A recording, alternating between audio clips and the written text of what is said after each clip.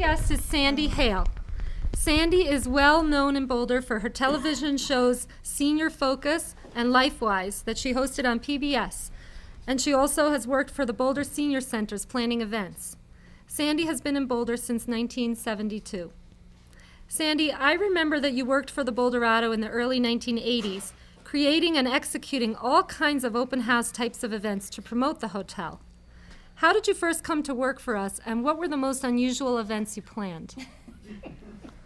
All these things you're saying bring up so many memories of some of the wild stuff that we did, thanks to Frank, who always said, "You're making something out of nothing." And then he would give the keynote of "Let's party," whatever the event was. I met Frank because my former second husband, was sailing with his third wife next to you in the Bahamas or the Caribbean, and then he let me know that I should meet you. So Frank hired me in 1980 to work on the afternoon to remember when we first introduced the new Boulderado Hotel. One of the events that was most fun for me and the biggest headache for Sid was when we introduced the Beaujolais Nouveau.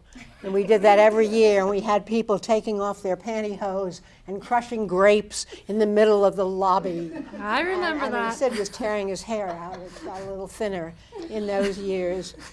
And then Frank mentioned the mezzanine, and I started a group called Grumpies, and we had big buttons, and it stood for grown-up, mature persons sometimes.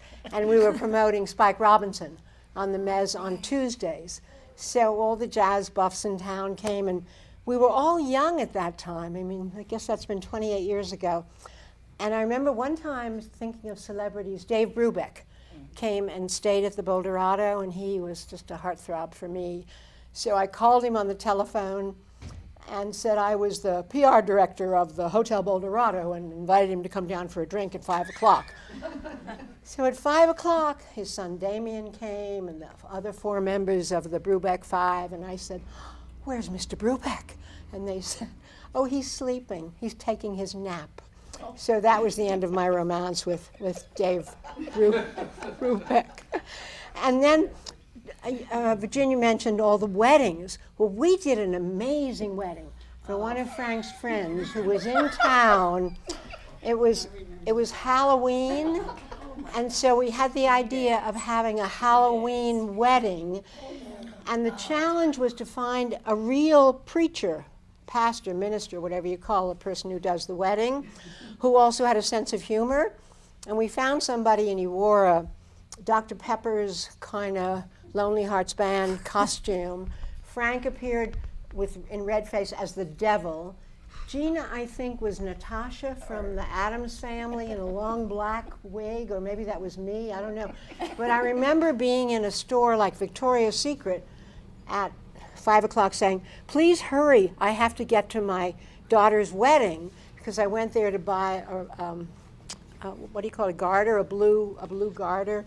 Anyhow, the wedding was fine, and I sent out a PR release, and NBC covered it. Problem was, the groom, was being sought for a paternity suit, and NBC filmed this.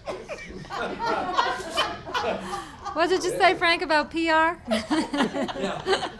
And then quickly there was the seance when one of the people at the front desk said he heard the clock in the lobby ring, and it hadn't rung in 90 years.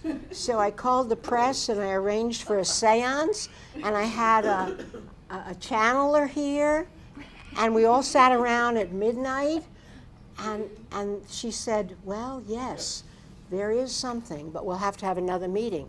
And it scared the hell out of me, so I never did any more with it. Well, I'm delighted to be back helping Beverly on the 100th anniversary, because the Boulderado for me has just wonderful, wonderful memories.